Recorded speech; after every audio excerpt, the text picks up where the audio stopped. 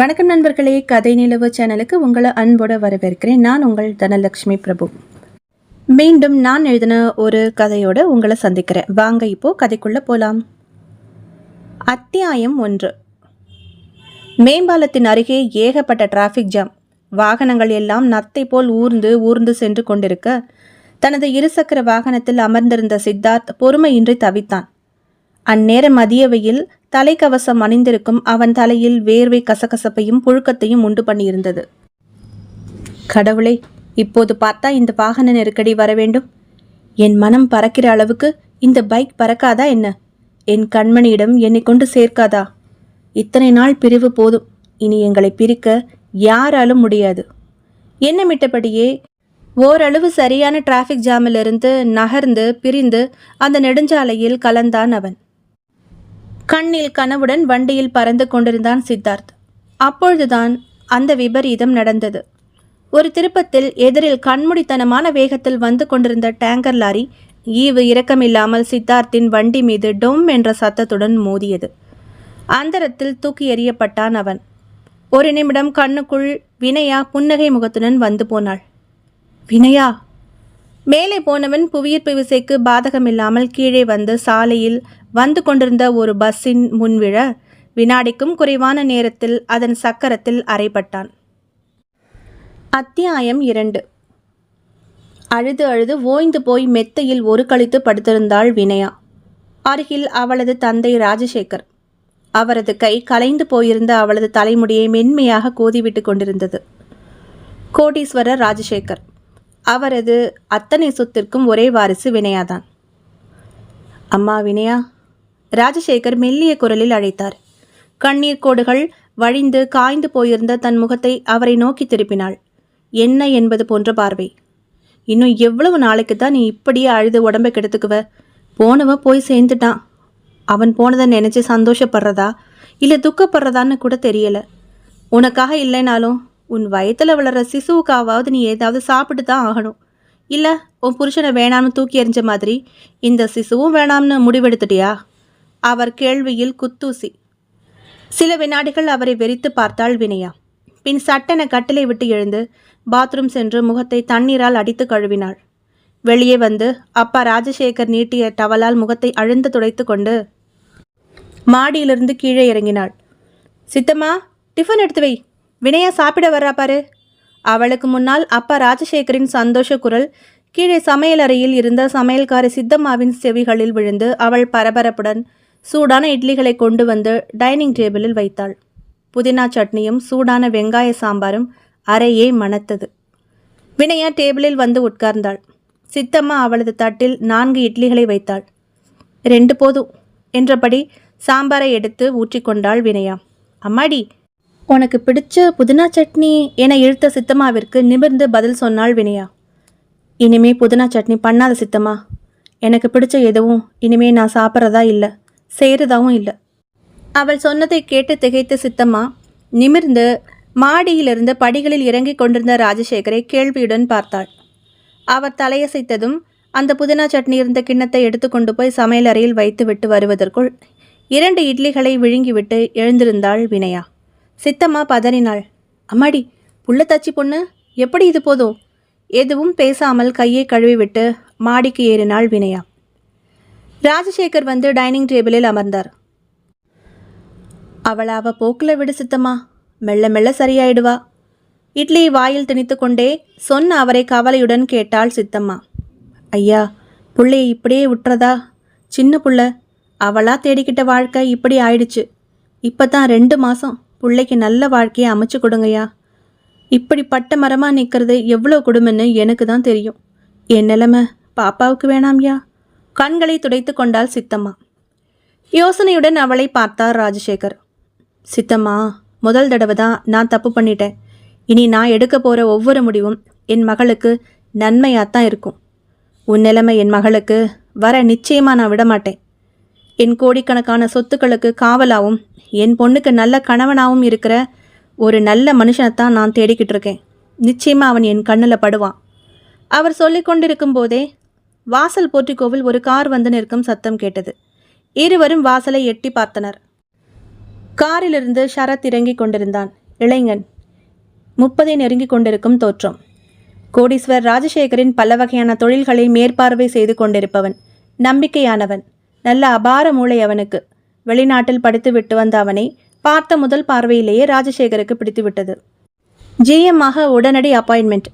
தனி quarters, car, allowance என எடுத்த எடுப்பிலேயே லகரத்தில் சம்பளம்.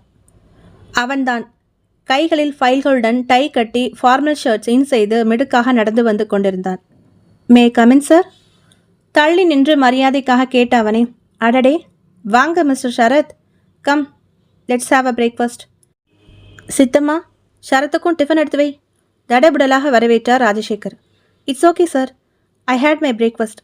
நான் வெயிட் பண்ணுறேன், நீங்கள் சாப்பிட்டுட்டு மெதுவாக வாங்க என பவ்யமாக சொன்னபடி ஹாலில் போடப்பட்டிருந்த சோஃபாவில் உட்கார்ந்தான்.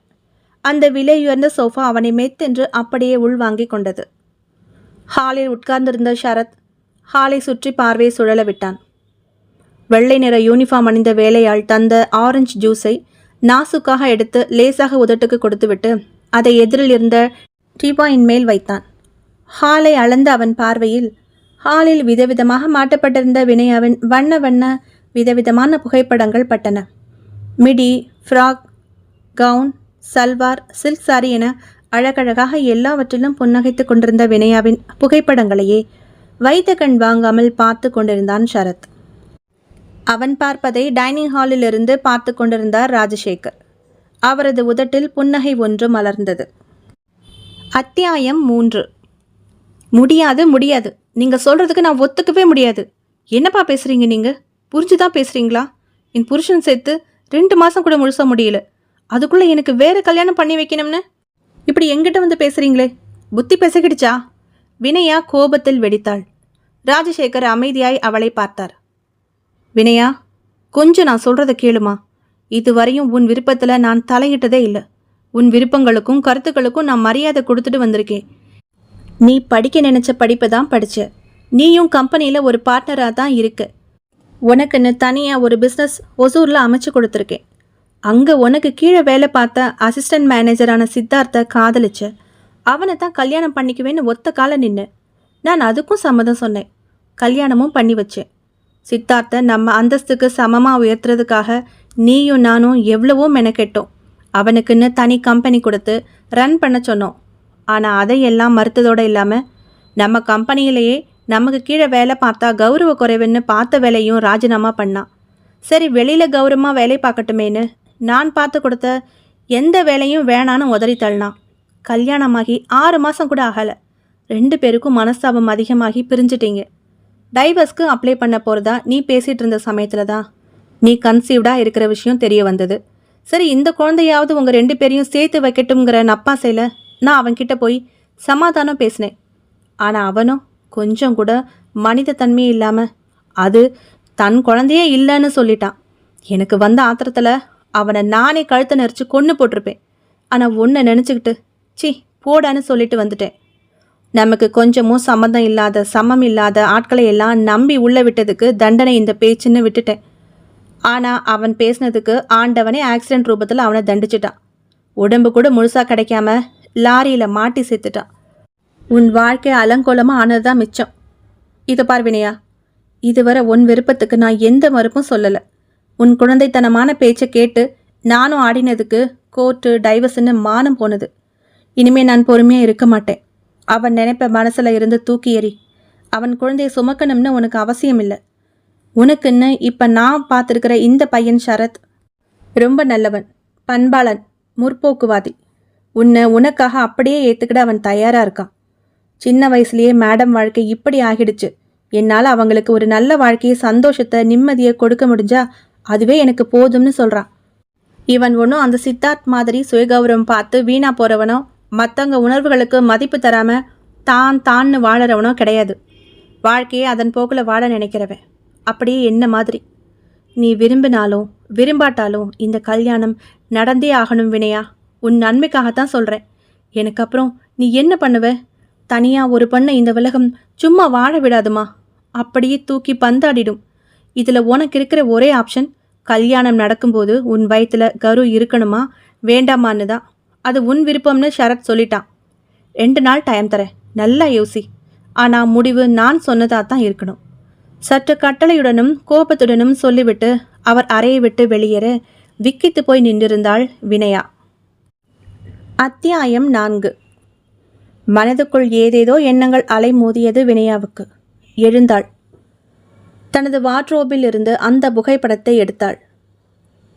திருத்தமான முகத்துடனும் அளவான மீசையுடனும் 90களின் நடிகர் கார்த்திக்கின் முகசாயலில் சித்தார்த் புகைப்படத்தில் சிரித்து கொண்டிருந்தான். அதை பார்த்ததும் அவளது விழிகளில் இருந்த 2 நீர்த்துளிகள் பொட்டென்று உதிர்ந்து புகைப்படத்தில் பட்டு உருண்டோடியது. சித்தார்த் சித்தார்த் என மனம் கதறியது. ஏன் சித்தார்த், எப்படியெல்லாம் காதலித்தோம். ஐஸ்கிரீமாய் இனித்த காதல் எப்படி அதே ஐஸ்கிரீமாய் 3 மாதத்தில் கரைந்து போனது. உன் சொத்து சுகம் எதுவும் வேண்டாம், நீ மட்டும் போதும் என்றீர்கள். எனக்காக நம் காதலை அங்கீகரித்த அப்பாவுக்காக கம்பெனியின் பொறுப்பை ஏற்று நடத்த சொன்னேன். சொந்த காலில் தான் நிற்பேன் என்றீர்கள். சரி, அதற்கும் ஏற்பாடு செய்த அப்பாவை உதாசீனப்படுத்தினீர்கள். என்னை வீட்டை விட்டு வர சொன்னீர்கள். நான் மறுத்தேன். மனஸ்தாபங்கள், கசப்புகள், கருத்து வேறுபாடுகள் கொஞ்சம் கொஞ்சமாக நமக்கு இடையில் பெரிய கல் சுவரை கட்டியது. விவாகரத்து வரை போனது. என்னை விட உங்கள் ஈகோவும் சுய கௌரவமும் உங்களுக்கு பெரிதாக போய்விட்டது. நம் எதிர்காலத்தை பற்றி, குழந்தையை பற்றி எவ்வளவு கனவு கண்டீர்கள். எல்லாமே மாறிவிட்டது.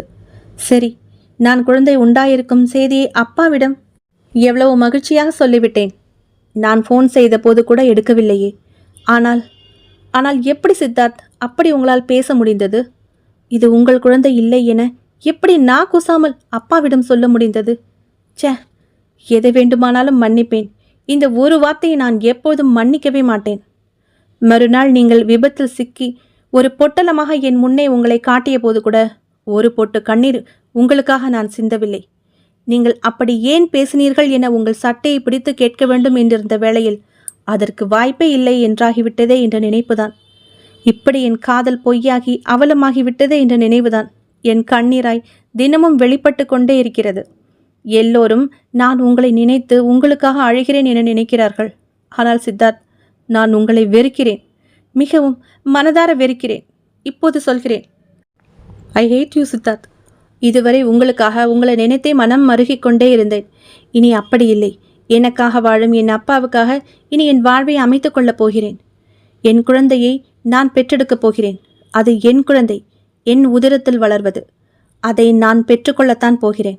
இனி உங்களை நான் எப்பொழுதும் நினைக்கப் போவதில்லை. ஆவேசம் வந்தவளாய் சித்தார்த்தின் புகைப்படத்தை சுக்குநூறாய் கிழித்து ஜன்னல் வழியாக வெளியே வீசினாள் வினயா. பின் ஜன்னல் கதவை அரைந்து சாற்றினாள். கட்டிலில் படுத்து குலுங்கி குலுங்கி அழுதாள். பின் ஒரு முடிவுடன் எழுந்து முகத்தை துடைத்து கொண்டாள். அரை கதவை திறந்து மாடியிலிருந்து கீழே இறங்கி சோஃபாவில் தலையை பின்னுக்கு சாய்த்து கண்களை மூடியிருந்த அப்பாவை பார்த்ததும் மனம் குடைந்தது. ச்சே, என் சுயநலத்திற்காக என்னை பெற்றவரை பற்றி யோசிக்காமல் எல்லா முடிவுகளையும் அவசர கதியில் எடுத்துவிட்டேன். இனி அவர் சொல்படி நடந்து அவருக்கு நிம்மதியை தர வேண்டும். இப்படியெல்லாம் எண்ணமிட்டபடியே அப்பா என்று அழைத்தாள் வினயா. ராஜசேகர் கண்களை திறந்து அவளை பார்த்தார். கண்களில் எதிர்பார்ப்பு. நான் நீங்கள் சொல்கிறதுக்கு சம்மதிக்கிறேன்ப்பா. நம்ம கம்பெனி GM ஷரத்தை கல்யாணம் பண்ணிக்க சம்மதிக்கிறேன். ராஜசேகர் முகம் மலர்ந்தது. ஆனால் ஒரு நிபந்தனை. என் குழந்தையை நான் கட்டாயம் பெற்றுக்குவேன். அந்த குழந்தையும் முழு மனசோடு அவர் ஏற்றுக்கிறதா இருந்தால் நான் இதுக்கு சம்மதிக்கிறேன். கட்டாயமாம்மா, ராஜசேகர் சந்தோஷத்தில் கூவினார். இதுக்கு எப்போவோ அவன் சம்மதிச்சிட்டான். அப்போ சரி, எனக்கும் சம்மதம். வினயா கூறிய மறு வினாடியே மேலே அவளது அறையில் அவளுடைய ஜன்னல் கதவு படீரென திறந்து கொண்டது. பெரிய சுழிக்காற்று அடித்தது போல் ஜன்னல் கதவுகள் மட்டும் படபடவென அடிக்க ஆரம்பித்தன. வெளியே தோட்டத்தில் ஜன்னலுக்கு அருகிலிருந்த பெரிய வேப்பமரம் பேய் பிடித்தது போல் முன்னும் பின்னும் காற்றுக்கு பயங்கரமாக ஆடியது. சற்று முன் வினயா கிழித்து வெளியே வீசிய சித்தார்த்தின் போட்டோ துண்டுகள் எல்லாம் தரையில் இருந்து சல்லென மேலே உயர்ந்து திறந்திருந்த ஜன்னல் வழியாக உள்ளே நுழைந்தது. திரைச்சீலைகள் எல்லாம் படபடவென கிழிவது போல் காற்றில் சடசடத்தன. அறையின் விளக்குகள் எல்லாம் விட்டு விட்டு எரிய ஆரம்பித்தன. அறைக்குள் நுழைந்த போட்டோ துண்டுகள் எல்லாம் கச்சிதமாக ஒன்றுடன் ஒன்று தானாக ஒட்டி கொண்டது. சித்தார்த்தின் புகைப்படம் மெல்ல இப்போது நிமிர்ந்தது. சிறிது சிறிதாக பெரிதாகியது. ஆள் உயரத்திற்கு. புகைப்படத்தில் கைகளை கட்டியபடியே சாய்வாக சிரித்து கொண்டிருந்த சித்தார்த்தின் முகம் இப்போது நேராக திரும்பியது. அவனது கண்கள் இருந்த இடத்தில் வெள்ளை படலம் மட்டும் தெரிந்தது. சிரித்து கொண்டிருந்த முகம் கடுகடுவென மாறியது. விடமாட்டேன், விடமாட்டேன் என்ற அவனது குரல் அறையெங்கும் பட்டு எதிரொலித்தது. அது கீழே ஹாலில் உட்கார்ந்து பேசிக்கொண்டிருந்த தந்தைக்கும் மகளுக்கும் கேட்கவே இல்லை. அத்தியாயம் 5. Woodland hotel. ஷரத் மற்றும் வினயாவின் திருமணம் நடைபெற இருந்த ஹால் 3வது மாடியில் இருந்தது. உள் அலங்கார வேலைகள் நடைபெற்று கொண்டிருந்தன. 300 பேர் அமரலாம் போல பெரிய ஹால் அது. சற்று உயரமான மேடையில் ஷரத் வெட்ஸ் வினயா என்ற அலங்கார எழுத்துக்கள் மலர் வேலைப்பாடு மிகுந்த போர்டில் பொன்னிற எழுத்துக்களால் பதிக்கப்பட்டிருந்தது. அதை 3 பேர் சேர்ந்து மேடையில் கணக்காக அமைத்து கொண்டிருந்தனர். இன்னும் சில ஆட்கள் அலங்கார தோரணங்களை உயரமான ஸ்டூல்களில் ஏறி மாட்டிக்கொண்டிருந்தனர். ஹோட்டல் மேனேஜர் எல்லாவற்றையும் மேற்பார்வை பார்த்து கொண்டிருந்தான். அவனது ஃபோன் ஒலித்தது. எடுத்து பார்த்தான். ராஜசேகர் அழைத்திருந்தார். உடனே பவ்யமாகி ஃபோனை ஆன் செய்து காதில் வைத்தான். Hello sir, good morning. என்ன வின்சென்ட், டெக்கரேஷன் ஒர்க்கெல்லாம் எப்படி போயிட்டுருக்கு? எல்லாம் ரெடியா? ஈவினிங் 6 மணிக்கு ரிசப்ஷன். ஓ, ஒர்க்கெல்லாம் நடந்துகிட்ருக்கு சார். சீக்கிரம் முடிஞ்சிடும். ஈவினிங் 6 o'clock ஃபங்க்ஷன் ஜரூராக ஸ்டார்ட் பண்ணிடலாம் சார். வர்றவங்களுக்கு சாதாரண சேர் போடக்கூடாது வின்சென்ட். எல்லோருக்கும் ஒரே மாதிரி கவர்னர் சேர் ப்ரொவைட் பண்ணு. வர்ற எல்லோரும் ராஜா ராணி மாதிரி ஃபீல் பண்ணணும். என் மகள் கல்யாணம் சிறப்பாக நடக்கணும். சார், வின்சென்ட் சிறிது தயக்கத்துடன் குரலை இழுத்தான். என்னப்பா, உங்கள் பொண்ணோட கல்யாணத்தை இன்னும் கிராண்டாக நம்ம பெரிய கல்யாண மண்டபத்திலே நடத்தலாமே சார். ஏன் ஹோட்டலில் நடத்துகிறீங்க? தப்பாக இருந்தால் கேட்கல. ராஜசேகர் மறுமுனையில் சிரித்தார். சொன்னேன், என் பொண்ணு தான் வேண்டாம்ப்பா, சிம்பிளாக பண்ணுங்கன்னுட்டா. அவளுக்கு இதுவே அதிகமாக. சிம்பிளாக ரெஜிஸ்டர் ஆஃபீஸில் முடிச்சிடலாம்னு சொன்னா. இது கூட என் திருப்திக்காகத்தான். சரி சரி, நான் சொன்ன மாதிரியே அரேஞ்ச் பண்ணு. வந்த எல்லோருக்கும் கிஃப்ட் ஹாம்பர் ரெடியாக இருக்கணும். ஷோர் சார் என வின்சென்ட் சொன்னதும் மறுமுனையில் ஃபோனை வைத்து விட்டார் ராஜசேகர். மேனேஜர் ஃபோனில் பேசுவதை கேட்டுக்கொண்டே உயரமான ஸ்டூலில் ஏறி நின்று வேலை செய்து கொண்டிருந்த ஒரு நடுத்தர வயது நபர். என்னப்பா மேனேஜர் தம்பி, உங்கள் முதலாளியா? ஆமாம் என்றான் வின்சென்ட். உனக்கு விஷயம் தெரியாதுல்ல, அவருடைய பொண்ணுக்கு இது 2வது கல்யாணம். முதல் கல்யாணம் 6 மாதத்துக்கு முன்னாடி கிராண்டாக நடந்தது. ஆனால் கொஞ்ச நாள்லையே சண்டை வந்து அவங்க 2 பேரும் டைவர்ஸ்க்கு அப்ளை பண்ணிட்டாங்க. உங்கள் ஐயா மனசொடிச்சு போயிட்டார். அந்த சூழ்நிலையில் தான் அந்த பையன் ஆக்சிடெண்ட்டில் மாட்டி செத்து போயிட்டான். புருஷன் செத்து 3 மாதம் கூட ஆகலை. அதுக்குள்ளே இன்னொரு புருஷன் தேடிக்கிட்டா. பணக்கார குடும்பத்தில் இதெல்லாம் சர்வ சாதாரணம் போல. உனக்கு ஒரு விஷயம் தெரியுமா? அவன் முழுகாமல் வேற இருக்கா. சரி, போனவன் போயிட்டான், அப்புறம் எதுக்கு அவன் பிள்ளைய சுமக்கிறா? சுத்தம் பண்ணிட்டு போக வேண்டியது தானே. அந்த விஷயம் தெரிஞ்சும் மாப்பிள்ளை கல்யாணம் பண்ணிக்கிறான். எல்லாம் சொத்து படுத்துகிற பாடு. இந்த ரீதியில் அந்த வம்பளக்கு மனிதர் பேசிக்கொண்டே போக மேனேஜர் வின்சென்ட்டுக்கு சங்கடமாய் போனது. எரிச்சல் கூட மண்டியது. காது கேளாதவன் போல வேறு பக்கம் முகத்தை திருப்பி கொண்டு நின்ற அதே நேரம் ஐயோ என்ற பயங்கர அலறல் கேட்டு திடுக்கிட்டு போய் திரும்பினான் வின்சென்ட். சற்று முன் உதட்டை சுளித்து கொண்டு வம்பு பேசி கொண்டிருந்த அந்த நபர் ஸ்டூல் கீழே உருண்டிருக்க அந்தரத்தில் யாரோ கொத்தாக தூக்கி பிடித்த தினசில் கைகளையும் கால்களையும் ஆட்டியபடி தொங்கிக் கொண்டிருந்தார். சில வினாடிகள்தான். யாரோ தூக்கி வீசியது போல போய் சுவற்றில் மோதி கீழே விழுந்தார். நெற்றி பொத்து கொண்டு ரத்தம் எட்டி பார்த்தது. எல்லோரும் செய்வதறியாது பார்த்து கொண்டிருக்கும் பொழுதே ஒரு பெரிய சூறாவளி வந்தது போல் ஹாலில் போடப்பட்டிருந்த அவ்வளவு வெயிட்டான கவர்னர் சேர்களும் திடீரென தூக்கி எறியப்பட்டது போல தாறுமாறாக பறந்து பறந்து விழ ஆரம்பித்தன. மேடையில் இருந்த வினயா வெட்ஸ் ஷரத் என்ற அலங்கார போர்டு யாரோ தூக்கி போட்ட தினசில் ஹாலின் கதவு வழியே வெளியே கடாசப்பட்டது. மிரண்டு போனார்கள் ஆட்கள். தூக்கி வீசப்பட்டு மண்டை உடைந்த ஆளின் விழி பிதுங்கி ரத்தம் வழிய வழிய சுவரோரமாய் போய் கைகளால் வாய் பொத்தியபடி நடுங்கியபடியே உட்கார்ந்திருந்தான். சற்று நேரத்தில் காற்று வீசுவது நின்று போய் சேர்கள் எல்லாம் தாறுமாறாக ஒன்றன் மேல் ஒன்று கவிழ்த்து போடப்பட்டு கிடந்தது. சுய நினைவுக்கு வந்தது போல் எல்லோரும் அலறிக்கொண்டே ஹாலின் வெளியே ஓட ஆரம்பித்தனர். அத்தியாயம் 6. அதிர்ச்சியில் ஃபோனை கீழே நழுவ விட்டார் ராஜசேகர். ஃபோனில் மேனேஜர் சொன்ன தகவலை கேட்டு உடனே டிரைவரை அழைத்து தனது காரை எடுக்க சொல்லி கிளம்பினார். அவர் இவ்வளவு அவசரமாக ஃபோன் வந்ததும் வெளிக்கிளம்பி செல்வதை மாடியிலிருந்து பார்த்து கொண்டிருந்தாள் வினயா. அவள் முகத்தில் குழப்ப ரேகைகள். உட்லண்ட் ஹோட்டலில் வந்து அடைந்தது ராஜசேகரின் கார். பயமுகத்துடன் ஹோட்டல் வாசலிலேயே காத்து கொண்டிருந்தனர் டை கட்டிய ஹோட்டல் ஆட்கள். அத்தனை பேரும் வெளியே நின்றிருந்தனர். அனைவரது முகங்களும் பேய் அறைந்தது போல் இருந்தது. அந்த 3 ஸ்டார் ஹோட்டல் ராஜசேகரனுடையது. அவர்களை பார்த்து கொண்டே காரை விட்டு இறங்கியவரிடம் மேனேஜர் வின்சென்ட் ஓடி வந்தான். சார், குரலில் தடுமாற்றம். என்ன வின்சென்ட், ஃபோனில் நீ சொன்னதெல்லாம் உண்மையா? ஆமாம் சார், வாங்க வந்து பாருங்க. லிஃப்டில் பயணித்து செலிப்ரேஷன் ஹால் இருந்த 3வது மாடி அடைந்தனர். வாசலிலேயே தாறுமாறாக கிழிக்கப்பட்டு அலங்கோலமாக கிடந்தது டெக்கரேஷன் போர்டு. அதிர்ச்சியுடன் அதை கடந்து ஹாலின் உள்ளே நுழைந்தவரது முகம் பீதி கலந்த குழப்பத்துடன் பார்த்தது. ஒரு பெரிய சூறாவளி வந்து சிதைத்தது போல் கந்தர்கோலமாயிருந்தது ஹால். சேர்கள் எல்லாம் அங்கொன்றும் இங்கொன்றுமாக கவிழ்க்கப்பட்டு கிடந்தது. எங்கள் கண்ணு முன்னாடியே சேரெல்லாம் அந்தரத்தில் பறந்தது சார். ஃப்ளக்ஸ் போர்டெல்லாம் யாரோ தூக்கி வீசினாப்பில் வெளியே போய் விழுந்தது. வேலை செஞ்சுக்கிட்டு இருந்த கான்ட்ராக்டால் சபேசனை யாரோ தூக்கி எறிஞ்ச மாதிரி போய் விழுந்தார். மண்டை உடஞ்சி ஒரே ரத்தம். அவரை ஹாஸ்பிட்டலுக்கு 2 பேர் கூட்டிகிட்டு போயிருக்காங்க.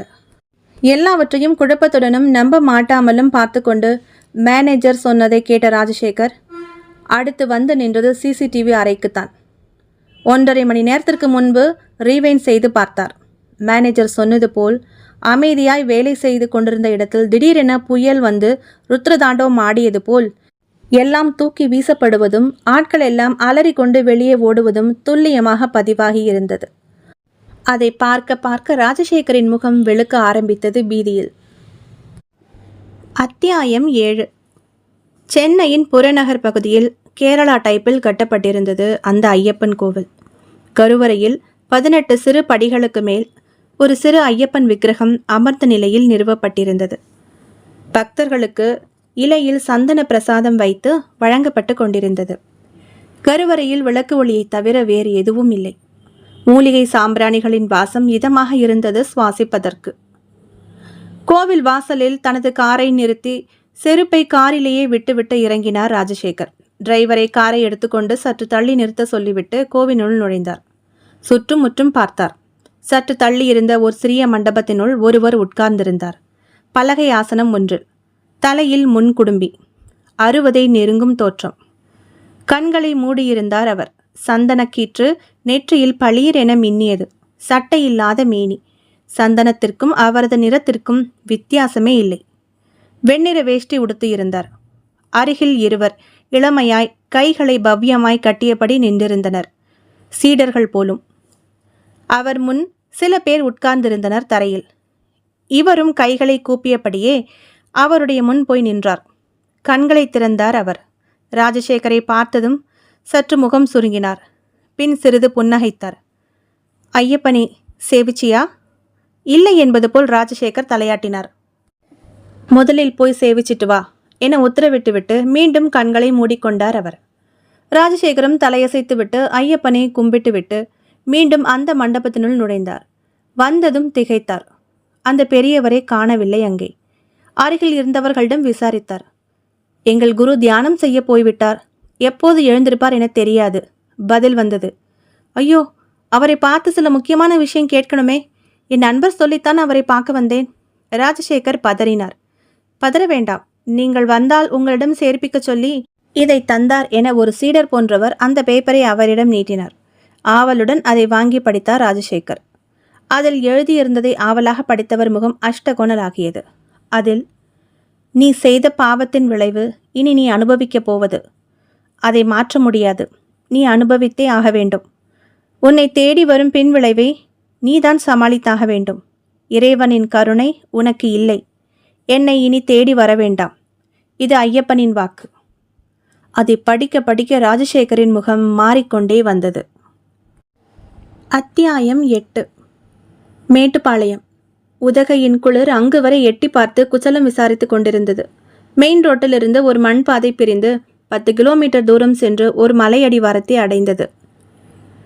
அங்கு தன் காரை நிறுத்திவிட்டு இறங்கிய ராஜசேகரை எதிர்கொண்டு அழைத்து சென்றார் அந்த காவி உடை நபர். அடர்ந்த காட்டுக்குள் இருந்தது அந்த இடமே. சிலு சிலுவென்று குளிர் அப்பியது. காட்டுப்பாதையில் நடந்து மலை மீது ஏறியதுமே சற்று தூரத்திலேயே தென்பட்டது ஒரு குடிசை. அந்த குடிசை நன்கு விஸ்தாரமாக அமைந்திருந்தது. அந்த கால பர்ணசாலை போன்று அமைக்கப்பட்டிருந்தது. அதற்கு தள்ளி ஒரு பெரிய அரசமர மேடையில் ஒரு 3 அடி உயர கருங்கல் ஒன்று நட்டு வைக்கப்பட்டிருந்தது. அதன் மேல் மஞ்சள் குங்குமம் அப்பி இருக்க கருப்பு நிற வஸ்திரம் உடுத்தப்பட்டு மஞ்சள் நிற மாலை அணிவிக்கப்பட்டிருந்தது. அதன் முன் 4-5 பேர் உட்கார்ந்து ஏதேதோ முத்திரை பிடித்து கொண்டிருந்தனர். ராஜசேகரை அழைத்து வந்த அந்த நபர் அவரை குடிசையின் முன் இருந்த திண்ணையை காட்டி, இங்க உட்காருங்க, ஆசான் இப்போ பூசையை முடிச்சிடுவார் என சொன்னதும் அவரும் தலையசைத்து விட்டு சிலீர் என்ற அந்த திண்ணையில் உட்கார்ந்து கொண்டார். அவர் அணிந்திருந்த சஃபாரி உடையையும் மீறி திண்ணையின் குளிர் அவரை உதறச் செய்தது. காட்டுக்குருவிகள் சத்தம் மற்றும் அருகிலிருந்த ஓடையின் சலசலப்பும் என்ற அமைதியான இடத்துக்கு ஒரு இசையை தந்து கொண்டிருந்தது. 10 நிமிடங்கள் கழிந்த நிலையில் முன்பு வந்த அதே நபர் வெளியில் வந்து ராஜசேகரை உள்ளே அழைத்து போனார். உள்ளே சென்ற ராஜசேகருக்கு சற்று அதிர்ச்சியாக இருந்தது. வெளியே பார்க்க குடிசை போல் இருந்த அந்த வீட்டினுள் சகல வசதிகளும் நிரம்பி வழிந்தது. சோஃபா, ஃப்ரிட்ஜ், டிவி என எல்லா உபகரணங்களும் வைக்கப்பட்டிருந்தது. இன்னொரு அறைக்குள்ளிருந்து காட்டு மூலிகை வாசம் வந்து கொண்டிருந்தது. அதன் வாசலில் ஒரு மண்டையோடு பெரிதாக தொங்கவிடப்பட்டு ராஜசேகரை ஒரு மிரட்டியது. அதை பார்த்துவிட்டு சற்று தயங்கிய ராஜசேகரை ஒரு குரல், பேடிக்கண்டா ராஜசேகர், தயங்காமல் உள்ளே வா என்ற ஒரு முரட்டு குரல் கரகர குரலில் அழைக்க ராஜசேகர் சற்று பயத்துடன் அந்த அறையினுள் நுழைந்தார். நுழைந்தவருக்கு மேலும் அதிர்ச்சி. அழைத்த குரலுக்கும் உள்ளே ஒரு புலித்தோலில் பத்மாசனத்தில் உட்கார்ந்திருந்தவனுக்கும் சம்பந்தமே இல்லை. காரணம், இவனுடைய வயது மிஞ்சி போனால் 20-25 தான் இருக்கும். அது மட்டுமல்ல, அவன் உட்கார்ந்த நிலையில் இருந்து 2 அடி உயரத்தில் மிதந்து கொண்டிருந்தான். ராஜசேகரை அந்த கோலமே மிரட்டியது. அத்தியாயம் 9. வா ராஜசேகரா. அதே வயது முதிர்ந்த கரகர குரல். அந்த இளைஞன் புன்னகையுடன் அவரை பார்த்தான். இவிட இருக்கி எதிரே காட்டினான். போடப்பட்டிருந்த கோரைப்பாயில் ராஜசேகர் உட்கார்ந்தபடி அந்த இளைஞனை கும்பிட்டார். நான் அவருக்கு வார்த்தையே வரவில்லை. மேட்டுப்பாளையம் அருகே பந்தநல்லூர் சேதுராமன் என்ற மாந்திரிகர் ஒருவர், வயதானவர் இருப்பார், அவரை போய் பார், உன் பிரச்சனை தீரும் என அவருடைய நண்பன் ஒருவர் ஃபோன் நம்பரை தந்து அனுப்பினார். வந்து பார்த்தால் வயதான மந்திரவாதிக்கு பதிலாக பால்மணம் மாறாத பாலகன் போல அப்பழுக்கில்லாத முகத்துடன் நெற்றியில் கருப்புமை பூசிய ஒரு இளைஞன் இருக்கிறான். அந்த இளைஞன் புன்னகைத்தபடி பேசினான்.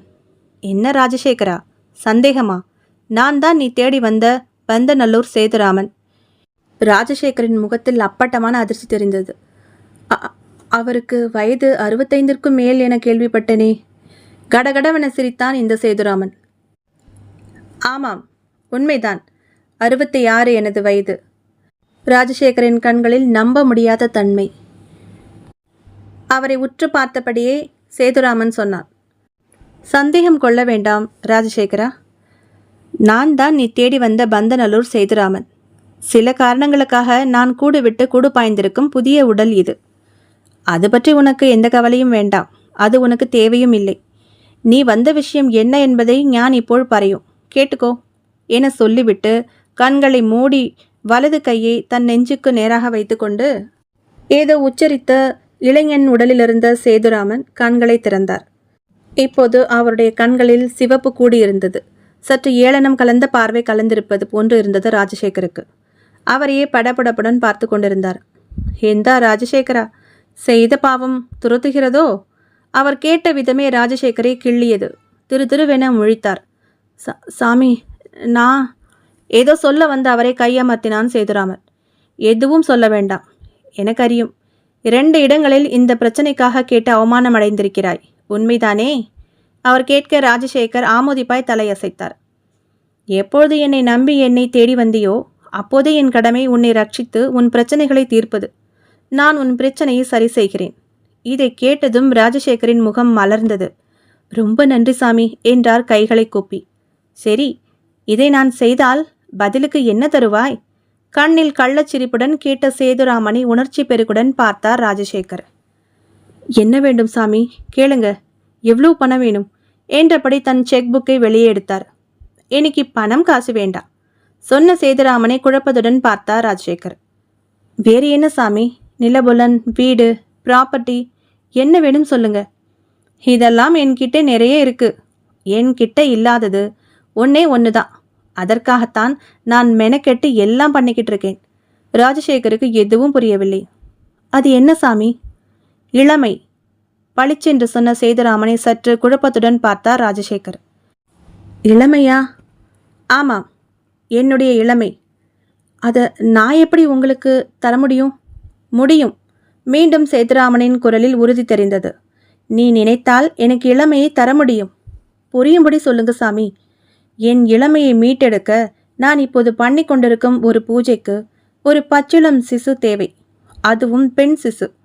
அதுவும் மகர ராசியில் பிறக்கப் போகும் ஒரு தலைச்சன் பிள்ளை. பிறக்கும்போதே தகப்பனை பறிகொடுத்திருக்க வேண்டும். அதற்கு நான் என்ன செய்வது சாமி? ராஜசேகர் புரிந்தும் புரியாமலும் கேட்டார். அது உன் வீட்டில்தான் உள்ளது ராஜசேகரா.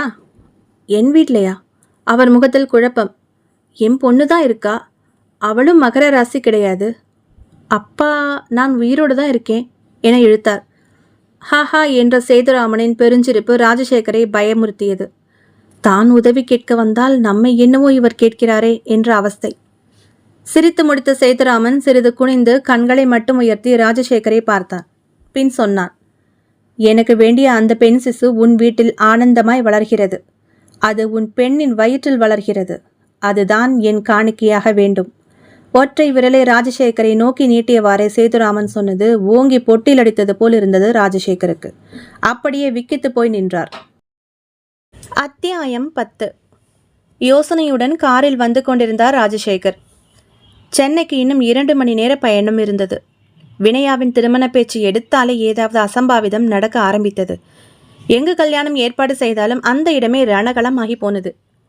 ஆட்கள் அமானுஷ்யமாய் தாக்கப்படுவதும் கண்ணாடி ஜன்னல் போர்டுகள் உடைவதுமாய் யாரும் வேலை செய்யவே பயந்தனர். சமீப காலமாக அவருடைய அறையில் திடீரென பொருட்கள் நகர்வதும் யாரோ கிசுகிசுப்பாய் பேசுவதும் அழுவதுமாய் விபரீதமாய் உணர ஆரம்பித்திருந்தார். படுத்தால் உறக்கம் வருவதில்லை. அப்படியே தூங்கினாலும் கெட்ட கெட்ட கனவுகள் வந்து அவரை அலைக்கழிக்க ஆரம்பித்தது. கண்களுக்கு கீழே கருவளையம் வேறு. பிரஷர் அதிகமானது. குடும்ப டாக்டர் வந்து வினயாவை கடிந்து கொண்டார். என்னம்மா வினயா, வயசான காலத்தில் அவருக்கு நீதானே பக்கபலமாக இருக்கணும். இப்படி சரியாக சாப்பிடாம தூங்காமல் இருந்து உடம்பை பார்த்துக்கலேனா பக்கவாதத்திலேயோ ஹார்ட் ப்ராப்ளம்லேயோ கொண்டு போய் விட்டுடுமே. வினயா குழம்பினாள். ஏன்பா, என்னப்பா உங்களுக்கு ஆச்சு? நான் தான் நீங்கள் சொன்னதுக்கெல்லாம் சரின்னு சொல்லிட்டேனே. அப்புறம் என்னப்பா, ஏன் சாப்பிடாம தூங்காமல் உடம்பு கெடுத்துக்கிறீங்க? கவலையுடன் வினயா கேட்டதற்கு ராஜசேகரால் பதில் கூற முடியவில்லை. அமானுஷ்யமாக வீட்டுக்குள் ஏதேதோ நடக்கிறது என சொன்னால் வினயா பயந்து விடுவாளோ என்று அவளிடம் பிஸ்னஸ் டென்ஷன் என கூறி சமாளித்திருந்தார். அப்படித்தான் அன்றொரு நாள் இரவு உணவின் போது ராஜசேகரும் வினயாவும் ஹாலில் உட்கார்ந்து உணவருந்தி கொண்டிருந்தனர். வினயாவுக்கு எந்த உணவும் ஒத்துக்கொள்ளவில்லை. மசக்கையாய் இருப்பதால் சாதத்துக்கு நார்த்தங்காய் ஊறுகாய் வைத்து சுட சுட இஞ்சி சாறு சேர்த்த மல்லி ரசம், சிறிது வெல்லம் போட்டு புளிப்பும் இனிப்பும் சற்று காரமுமாய் வைத்திருந்தாள் சித்தம்மா. ராஜசேகருக்கு பிரஷர் சுகர் இருப்பதால் கோதுமை கஞ்சி மட்டும் உப்பில்லாமல், பழங்கள் சாலட். வினயா சாப்பிட்டு கொண்டிருக்க தனது உணவு கிண்ணத்தை தன் பக்கம் நகர்த்தியபடி ஸ்பூனை கையில் எடுத்த ராஜசேகருக்கு 1000 தேள்கள் ஒன்று கூடி கொட்டியது போல் இருந்தது. உண்மையிலேயே அவரது கஞ்சி கிண்ணத்தில் நிறைய சிறிய தேள்கள் கசகசவென பாத்திரம் முழுக்க இருந்தது. ஓ என்ற கூக்குரலோடு அந்த பாத்திரத்தை அருவருப்புடன் புறங்கையால் கீழே தட்டிவிட்டு சேரை தடால் என பின்னுக்கு நகர்த்தி எழுந்தார் ராஜசேகர் பதட்டமாக. சித்தம்மாவும் வினயாவும் அவரது இந்த செயலை பார்த்து பதறியபடி அவர் அருகே ஓடி வந்தனர். என்னப்பா, என்னாச்சு? என்னங்கய்யா, என்ன? அவர்களின் எந்த கேள்விக்கும் பதில் சொல்லாமல் கீழே விழுந்து கிடந்த கிண்ணத்தையே வெறித்து பார்த்தார் ராஜசேகர். தேள்கள் இப்பொழுது தரையெல்லாம் சிதறி அங்கும் இங்கும் ஊர்ந்து ஓடியது. சித்தம்மா கீழே கிடந்த பாத்திரத்தை எடுக்க போனாள். நில்லு, கத்தினார். அதை தொடாதே, எல்லாம் தேளுங்க, கொட்டிடும். திகைத்தபடி அவரை பார்த்தனர் சித்தம்மாவும் வினயாவும். கீழே விழுந்து கிடந்த பாத்திரத்தை பார்த்தனர். அங்கு தேளும் இல்லை, எதுவும் இல்லை. கஞ்சி தான் தரையில் சிதறி கிடந்தது. ஐயா, தேள் இல்லைங்கய்யா, கஞ்சி தான் இது. சித்தம்மா சொல்லியபடியே கஞ்சியை கையால் வழித்து வழித்து பாத்திரத்தில் அள்ளி போட்டாள். விழிகள் விரிய பார்த்து கொண்டு நின்றார் ராஜசேகர்.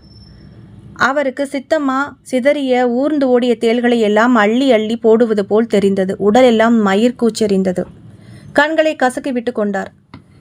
இப்போது அங்கே தேள்கள் எதுவும் தெரியவில்லை. கஞ்சி தான் தெரிந்தது. அப்பா, கூப்பிட்ட வினயாவின் குரலில் கவலையும் பயமும் தெரிந்தது. திரும்பினார். உங்களுக்கு என்னப்பாச்சு? முகத்தை துண்டால் அழுந்த துடைத்து கொண்டார் ராஜசேகர். ஒன்றுமில்லம்மா, மாத்திரை சாப்பிட்டது ஒத்துக்கலை போல. பார்க்குறதுக்கு தேள் மாதிரியே தெரிஞ்சுது. கண் மசமசன்னு இருக்கு. நான் தூங்க போகிறேன் என சொல்லிவிட்டு பதிலை எதிர்பாராமல் திரும்பி கீழே இருக்கும் தன் அறையை அடைந்து கதவை சாத்தி கொண்டார். சித்தம்மாவும் வினயாவும் ஒருவரையொருவர் புரியாமல் பார்த்து கொண்டனர். வினயா ஹாலில் உட்கார்ந்து டிவியில் அமுதகானம் கேட்க ஆரம்பித்தாள். சித்தம்மா சமையல் மேடையை ஒழுங்குபடுத்தி கொண்டிருந்தாள். மற்ற வேலையாட்கள் பங்களாவின் பின்புறம் இருக்கும் அவர்களுக்காக ஒதுக்கப்பட்ட வீடுகளுக்கு சென்று விட்டனர். இனி காலை 5:30 மணிக்குத்தான் அவர்கள் வருவார்கள்.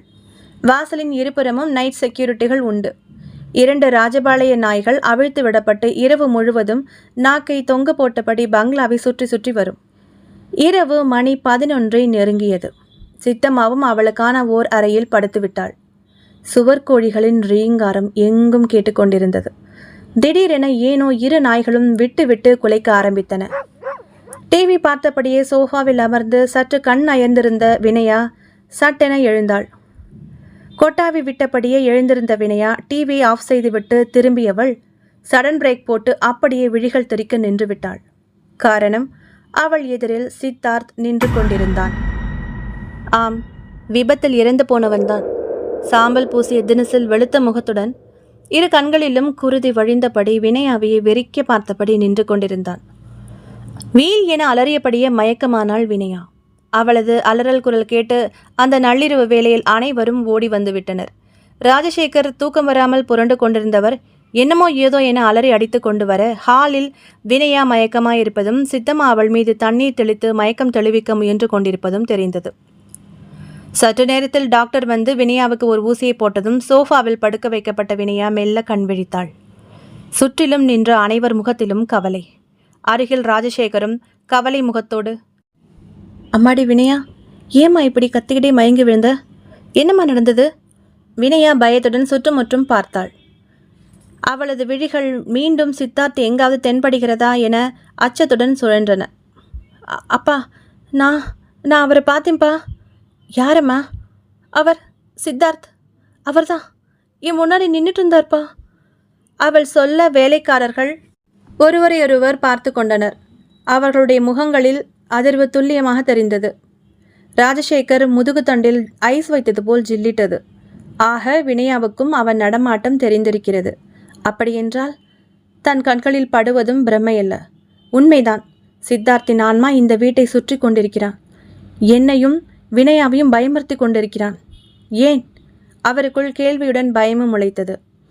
வினயாவுக்கு திருமண ஏற்பாடு செய்வது அவனுக்கு பிடிக்காமல் இப்படி செய்கிறானா?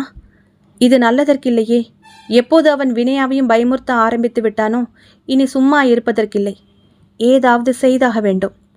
அப்படி முடிவு செய்துதான் அவர் முதலில் ஒருவரை பார்க்க போனது. ஆனால் அங்கு முகத்தில் அறைந்தது போல் பதில் கிடைத்து விட்டது, முடியாதென்று. இப்போது இதோ இந்த சேதுராமனிடம் வந்தாகிவிட்டது.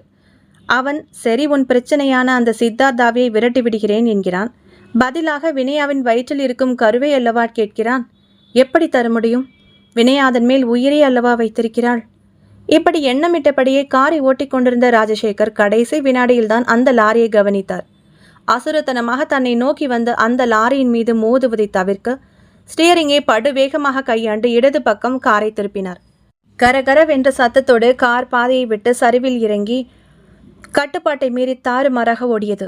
எதிரில் ஓர் புளிய மரத்தில் மோதப்போன சமயம் காரிலிருந்து ராஜசேகர் உட்கார்ந்திருந்த சீட்டின் பெல்ட் கழன்று தூக்கி வீசப்பட்டார் வெளியே. அவர் விழுந்தது ஒரு வைக்கோல் போரின் மேல்.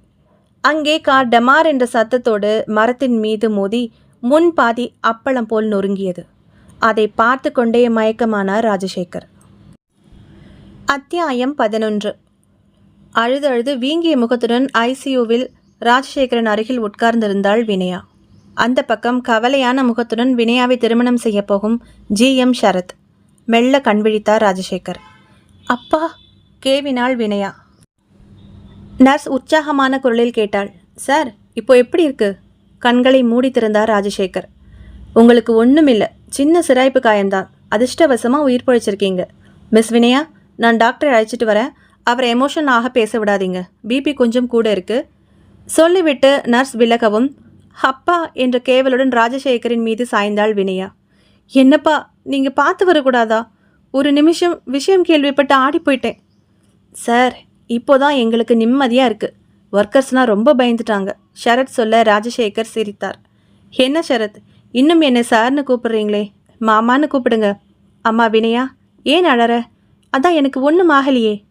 மாப்பிள்ள, சீக்கிரம் உங்கள் கல்யாணம் நடந்தாகணும். பொறுப்பு முழுக்க உங்கள் பேர்லேயும் வினயா பேர்லேயும் மாற்றிட்டு நான் ரெஸ்ட் எடுக்க வேண்டிய நேரம் வந்தாச்சு. அதே நேரம் ஷரத்தின் ஃபோன் ஒலித்தது. பார்த்தான். புது நம்பர். ஆன் செய்து ஹலோ என்றான்.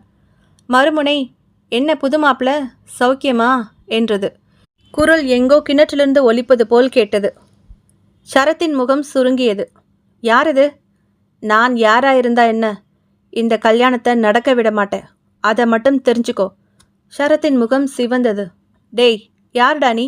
தைரியம் இருந்தால் நேரில் வா. ஃபோனில் என்ன நியூசன்ஸ் இது? டாமிட். அவன் வெடிக்க மறுமுனை அட்டகாசமாய் சிரித்தது. யாருடா டாமிட்? என் பொண்டாட்டியை கல்யாணம் பண்ணிக்கணும்னு ஆசைப்படுறியே, அசிங்கம் முடிச்சவன் நீயா நானா? ஷரத்தின் உச்சி முடி கொத்தாக பிடுங்கப்பட்டது போல் துள்ளினான். வாட்? நீ? நானே தான். நீ கல்யாணம் செய்ய போகிற வினயாவோட புருஷன் சித்தார்த். சொல்லிவிட்டு கர்ண கடூரமாக சிரிக்கவே ஃபோன் கட்டானது. அத்தியாயம் 12. பேயறிந்தது போல் ஆகியிருந்தது ஷரத்தின் முகம். ஃபோனும் கையுமாக பேச்சிழந்து நின்றிருந்த அவனை வினயாவின் குரலும் ராஜசேகரின் குரலும் இந்த உலகத்திற்கு அழைத்து வந்தது. மாப்பிள்ள, என்னாச்சு? யார் ஃபோனில்? என்னாச்சு ஷரத்? பதில் சொல்லாமல் அவர்கள் இருவரையும் மாறி மாறி மலங்க பார்த்தான் அவன். இவர்களிடம் என்ன சொல்வது? இருந்து போன சித்தார்த் ஃபோனில் மிரட்டினான் என்பதா? சொன்னால் நம்புவார்களா? அது ஆட்டோமேட்டிக்காக ரெக்கார்ட் ஆகியிருக்கும், பிரச்சனை இல்லை. ஆனால் வினயா பயந்து விடுவாள். வேண்டாம், யாரோ விளையாடுகிறார்கள். ஏற்கனவே ஏகப்பட்ட பிரச்சனை இங்கு. பிறகு அதை கண்டுபிடிக்கலாம். என்ன ஷரத் யோசனை? ஃபோனில் யாரு?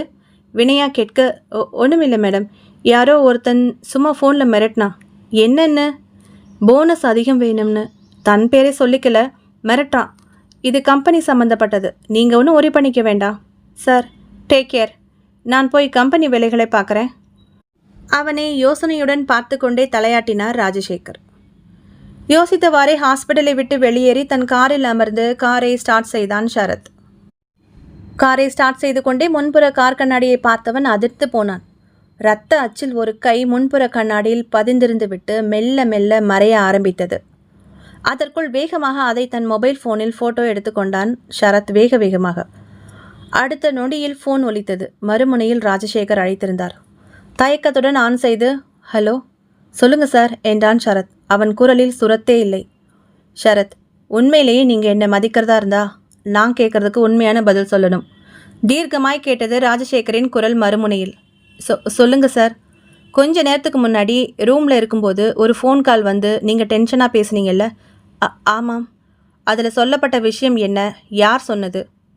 கட்டளை இடுவது போல் கேட்டார் ராஜசேகர். சில வினாடி மௌனமாக இருந்துவிட்டு ஷரத் சொன்னான்.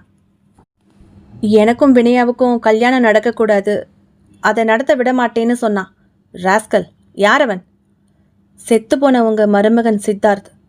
இந்த பதிலை கேட்டு மறுமுனையில் ராஜசேகர் நொறுங்குவது அப்பட்டமாக சித்தார்த்தால் உணர முடிந்தது. அத்தியாயம் 13. எந்த ராஜசேகர், ரொம்ப நாளாக ஃபோனை காணோம், என்ன முடிவு எடுத்திருக்க? மறுமுனையில் சேதுராமனின் கரடு முரடான குரல். சாமி, இதுக்கு மேலே தாங்காது. அந்த ஆவியோட அட்டகாசம் அதிகமாயிட்டே இருக்கு. மயிரிழையில் உயிர் தப்பிச்சிருக்கேன். இங்கே என் பொண்ணை கல்யாணம் பண்ணிக்க போகிற மாப்பிள்ளை ஷரத்துக்கு ஃபோன்லேயே சித்தார்த்துன்னு சொல்லி மிரட்டல் வருது. அந்த ஃபோன் நம்பரை தேடி பார்த்தா அப்படி ஒரு நம்பர் இந்த உலகத்திலேயே இல்லைன்னு வருது. ரெக்கார்டட் வாய்ஸும் ஒரு தடவை தான் கேட்டேன். அது சித்தார்த்தோட வாய்ஸ் தான். அப்புறம் அதுவும் ஃபோன்லேருந்து டெலீட் ஆகிடுச்சு. ஒரே மர்மமாக இருக்குது. அதோட ஷரத்தோட கார் கண்ணாடியில் ஏன்னா ஆரம்பித்து நடந்ததை எல்லாம் சொல்லி முடித்தார் ராஜசேகர் பதட்ட குரலில். அமைதி அமைதி ராஜசேகரா, இது எல்லாமே ஆவி என்ற வேலை தான். இப்போ சொல்லு, அந்த குழந்தையும் உனக்கு பிரீத்தி இல்லை. அது பிறந்தாலும் உனக்கு மோசமான காலகட்டம்தான் ஜனிக்கும். பின்ன என்ன தயக்கம்? சேதுராமன் நயமாக கேட்க சில வினாடி அமைதியாக இருந்துவிட்டு ராஜசேகர் சொன்னார். எனக்கு சம்மதம். அந்த சிசுவை நீங்கள் என்ன வேணும்னாலும் பண்ணிக்கோங்க. ஆனால் என் பொண்ணுக்கு ஒன்றும் ஆயிடக்கூடாது. அவளுக்கு ஷரத் கூட கல்யாணமாகி குழந்தை குட்டின்னு அவள் சந்தோஷமாக இருக்கிறத நான் பார்க்கணும். அதுக்கு என்ன வேணும்னாலும் நான் பண்ண தயாராக இருக்கேன். அந்த சித்தார்த்தின் ஆவியை அடித்து விரட்டணும். மதி, இது மதி. இனி ஞான் பார்த்து கொள்வேன் எல்லாத்தையும். ஃபோனை வைத்து விட்டார் சேதுராமன். அத்தியாயம் 14. சியர்ஸ். விஸ்கி தழும்பிய கண்ணாடி டம்ளர்கள் ஒன்றுடன் ஒன்று மோதி சிலிங் என்ற சத்தம் உண்டாகி பொன்னிற திரவம் சற்று சிந்தியது. மோதிய கிளாஸுக்கு சொந்தக்காரர்கள் ஷரத்தும் சேதுராமன் என்ற பெயரில் இருந்த இளைஞனும். அப்பா, ஒரு வழியா நம்ம டிராமா ஒரு முடிவுக்கு வந்துடுச்சு என்றான் போலி சேதுராமன். ஆமாம் மனோ, எப்படியோ சித்தார்த்தாவி தான் எல்லா வேலைகளையும் பண்ணுதுன்னு ராஜசேகரையும் வினயாவையும் நம்ப வச்சாச்சு. அவரும் உங்கள் 2 பேர் கல்யாணத்தையும் எவ்வளவு சீக்கிரம் முடிக்கணுமோ அவ்வளவு சீக்கிரம் முடிக்க ட்ரை பண்ணுறாரு இல்லை? ஆமாம். முதல்ல வினயாவுக்கு இதில் கொஞ்சம் கூட இஷ்டம் இல்லை. கொஞ்சமாவது சித்தார்த் மேலே சாஃப்ட் கார்னர் இருந்தது அவளுக்கு. இப்போது சித்தார்த்தோட ஆவி ரூபத்தை பார்த்து இருந்த கொஞ்ச நஞ்ச காதலும் நசிஞ்சு போச்சு. பயந்து மிரண்டு போயிட்டா என்ற ஷரத்திடம் மனோ கேட்டான். ஆமாம், எப்படிரா ஆவி அமானுஷ்ய வேலைகளை எல்லாம் அவ்வளோ தத்ரூபமாக செட் பண்ண? அதில் தான் ஐயாவோட டேலண்ட்டே இருக்குது. எல்லாம் அட்வான்ஸ் செயற்கை நுண்ணறிவு தொழில்நுட்பம். வெளிநாட்டில் இதெல்லாம் சர்வசாதாரணமாக பயன்படுத்துவாங்க. ராஜசேகருக்கு அவ்வப்போது சித்தார்த்தின் ஆவிரூபம் தெரிஞ்சது. கண்ணுக்கு தெரியாத இன்விசிபிள் த்ரெட் மூலமாக பொருட்களை தூக்கி எறிஞ்சது. புகை மூட்டம், சித்தார்த் வாய்ஸில் பேசினது, அழுகுரல் எல்லாமே சினிமா செட்டப் தான். சரி, சாப்பாடு தேளாவும் பாம்பாவும் ராஜசேகருக்கு தெரிஞ்சது? அது இல்யூஷனா? ஆமாம், இல்யூஷன் உண்டாக்குற ஒரு மாத்திரையை அப்பப்போ ராஜசேகர் குடிக்கிற டீயிலையோ கூல்ட்ரிங்க்ஸ்லேயோ கலந்துடுவேன். அது 2 மணி நேரம் கழித்து தன் வேலையை காண்பிக்கும். பார்க்குறதெல்லாம் வேறு மாதிரி தெரியும். சாப்பாடு விஷ ஜந்து மாதிரியும், தன்கிட்ட பேசிகிட்டு இருக்கிற நபர் திடீர்னு கத்தியோட பாயிற மாதிரியும் எல்லாம் தெரியும். அந்த உட்லண்ட் ஹோட்டல் மண்டபத்தில் நடந்த கலைபுரம் அது எப்படி? நீ அனுப்பிச்ச ஃபுட்டேஜ் பார்த்து நானே அசந்துட்டேன் போ. அது எப்படிரா பண்ண? மனோ ஆர்வமுடன் கேட்டான். அதுவும் சயின்ஸ் தான், சினிமா பாணியில். 3-4 ஹெவி டியூட்டி ஃபேன்ஸ் எக்ஸாஸ்ட் ஃபேனுக்கு பதிலாக யாருக்கும் தெரியாமல் ஃபிக்ஸ் பண்ண சொன்னேன். அங்கே போடப்பட்டிருந்த சேர் எல்லாமே லைட் வெயிட் தெர்மாக்கோலில் செஞ்சது. 2-3 சேர் தான் உண்மையானது. பார்க்குறதுக்கு உண்மையான கவர்னர் சேர் மாதிரியே இருக்கும். இதெல்லாம் பழைய சினிமா மெத்தட். என்ன கொஞ்சம் காஸ்ட்லி மெத்தட். அங்கே வேலை செஞ்ச சில பேர் என் ஆட்கள். அங்கே அடிப்பட்ட அந்த கான்ட்ராக்ட் ஆளை நான் விலைக்கு வாங்கிட்டேன். அவனும் சேர்ல இருந்து விழுற மாதிரியே எகிரி போய் கீழே விழுந்து நெத்தியே பேத்துக்கிட்டான். இன்னும் எங்கள் கல்யாண வேலை எங்கெல்லாம் நடந்ததோ அங்கெல்லாம் இந்த மாதிரி பண்ணேன். வேறு ஆளை ஏற்பாடு பண்ணி சித்தார்த் மாதிரியே ஃபோனில் என்கிட்ட பேசி மிரட்ட வச்சு காரில் கெமிக்கல் பவுடர் தூவி ரத்த கை அச்சு வரவழைச்சதுன்னு ராஜசேகரை இன்னும் மிரட்டி பயமுறுத்தினேன். அப்போ தானே என்கிட்ட எந்த சந்தேகமும் ஏற்படாது. அதோட இந்த மாதிரி சின்ன சின்ன பயமுறுத்தல்கள் தான் எனக்கு எப்போவுமே சேஃப். நாளைக்கே ராஜசேகருக்கோ வினயாவுக்கோ ஏதாவது ஒன்று ஆச்சுன்னா எல்லாம் சித்தார்த்தோட ஆவி பண்ணதுன்னு ஊர் உலகத்தை நம்ப வச்சிடலாம்ல. சொல்லிவிட்டு இடி என்ன சிரித்த ஷரத்தை வியப்புடன் பார்த்த மனோ கேட்டான். அப்போது ராஜசேகரோட விபத்து அது எப்படி நடந்தது? நீ தான் செட்டப் பண்ணியா? உடனே ஷரத்தின் சிரிப்பு சட்டென மறைந்தது. சீரியஸானான். அதுதான் எனக்கும் புரியல. ஆக்சிடென்ட் மாதிரி செட்டப் பண்ணி ராஜசேகரை கொல்ல ஏற்பாடு பண்ணது என்னமோ நான் தான். ஆனால் எப்படி அதுலேருந்து அந்த ஆள் தப்பிச்சார்னு தான் தெரியல. அவர் செத்து போனதும் அவர் பொண்ணை கல்யாணம் பண்ணிட்டு எல்லா சொத்தையும் என் பேருக்கு மாற்றிட்டு பின்னாடி அவளையும் ஆக்சிடென்ட் மாதிரி செட் பண்ணி சாகடிச்சிட்டா. அப்புறம் என் நியூயார்க் காதலி நேயாவை கல்யாணம் பண்ணி லைஃப்பில் ஃபுல்லாக செட்டில் ஆகணும். உள்ளபடி பார்த்தா இந்த பிளான் கொஞ்சம் முன்னாடியே நடந்திருக்கணும். நான் இங்கே வேலையில் ஜாயின் பண்ணப்பவே வினயா மேலே ஒரு கண்ணு வச்சாச்சு. கோடீஸ்வரன் மகளை கல்யாணம் பண்ணிக்கிட்டா ஈஸியாக நாமளும் கோடீஸ்வரர் ஆயிடலாமே. ராஜசேகருக்கு நம்பிக்கை தர மாதிரி நடந்துக்க ஆரம்பித்தேன். என் திறமையை பிஸ்னஸில் காட்டி அவரை அசத்தினேன். அவரும் என் பக்கம் சாய ஆரம்பித்தார். ஆனால் அதுக்குள்ளே அந்த சித்தார்த் பைய உள்ள நுழைஞ்சு அவளை கவுத்துட்டான். என்ன ஏதுன்னு நான் சுதாரிக்கிறதுக்குள்ளே கல்யாணம் வரைக்கும் போயாச்சு.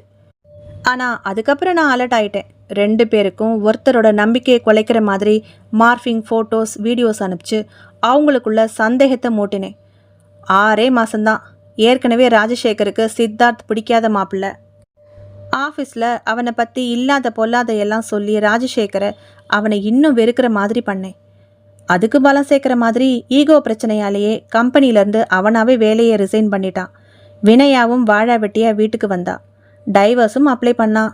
நான் நினச்ச மாதிரி தான் எல்லாம் நடந்தது. ஆனால் நான் நினைக்காத எதிர்பார்க்காத ஒரு விஷயம், அது வினயா குழந்தை உண்டானது. அது எல்லோருடைய மனநிலையையும் மாற்றிடுச்சு. அந்த சமயத்தில் தான் ராஜசேகர் சமாதானம் பேச சித்தார்த் வீட்டுக்கு போக போகிறாருன்னு தெரிஞ்சுது.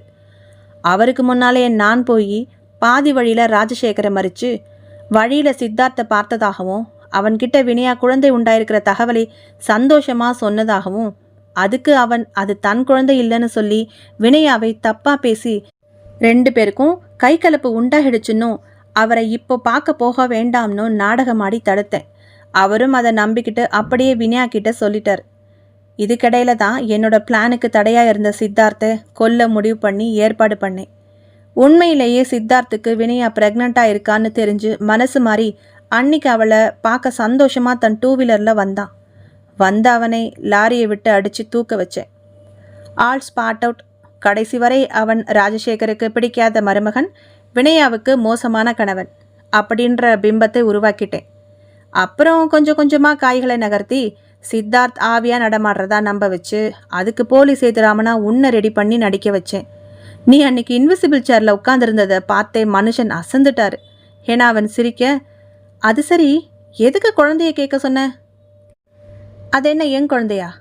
அது இருந்தா அந்த சித்தார்த் ஞாபகம் அவளுக்கு மட்டுமில்ல எனக்கும் இருந்துகிட்டே தான் இருக்கும். என்ன இருந்தாலும் என் பொண்டாட்டியா கொஞ்ச நாளாவது என் கூட வாழ போகிறவ தானே. அதுக்கு அந்த குழந்தை இடைஞ்சலாக இருக்கும். அதான் குழந்தைய அக்செப்ட் பண்ணுற மாதிரி பேசிக்கிட்டே இந்த பக்கம் உன்னை வச்சு அதை அழிக்கிற வேலையை செய்வேன். நீ மந்திரிச்சு கொடுத்ததா பொங்கல் பிரசாதம் கொடுத்தோம்ல, அதை வினயாவை இந்நேரம் சாப்பிட வச்சுருப்பார் ராஜசேகர். இந்நேரம் வினயா அதை சாப்பிட்டுட்டு கரு கலைஞ்சு போய் வயிற்றை பிடிச்சிக்கிட்டு உருண்டுக்கிட்டு இருப்பா என சொல்லி பலமாக சிரிக்க ஆரம்பித்தான் அந்த கிராதகன். அதே நேரம் ராஜசேகர் வீட்டில். அத்தியாயம் 15. எந்த கோயில் பிரசாதம் பாயுது? வினயா கேட்டபடியே அந்த தொன்னை இலையில் சுட சுட நெய் வாசனையுடன் இருந்த வெண்பொங்கலை பிரித்தாள். கமகம வென்றிருந்தது. பார்த்தவுடனே வாயில் நீர் ஊறியது அவளுக்கு. அது வனபத்ரகாளி கோவில் பிரசாதம்மா. அவள் முகத்தை பாராமல் தலையை குடிந்தபடி கூறினார் ராஜசேகர். ஆச்சரியமா இருக்குப்பா. கடவுள் நம்பிக்கை இல்லாதவர் நீங்கள் கோயிலுக்கு போகிறீங்க, சாமியார்களை பார்க்குறீங்க, பிரசாதம்லாம் கொண்டு வந்து கொடுக்குறீங்க. ராஜசேகர் எதுவும் சொல்லாமல் நகர்ந்து சோஃபாவுக்கு போய் சாய்ந்தார். அவருக்கு ஏனோ அசதியாக இருந்தது. இது பாவகாரியம் அல்லவா? ஏற்கனவே சித்தார்த் தன்னிடம் சொல்லியதாக வினயாவிடம் போய்தான் சொல்லியிருந்தார். அவள் நம்ப மாட்டாள். அவருக்கும் சித்தார்த்தை அவ்வளவாக பிடிக்கவில்லை.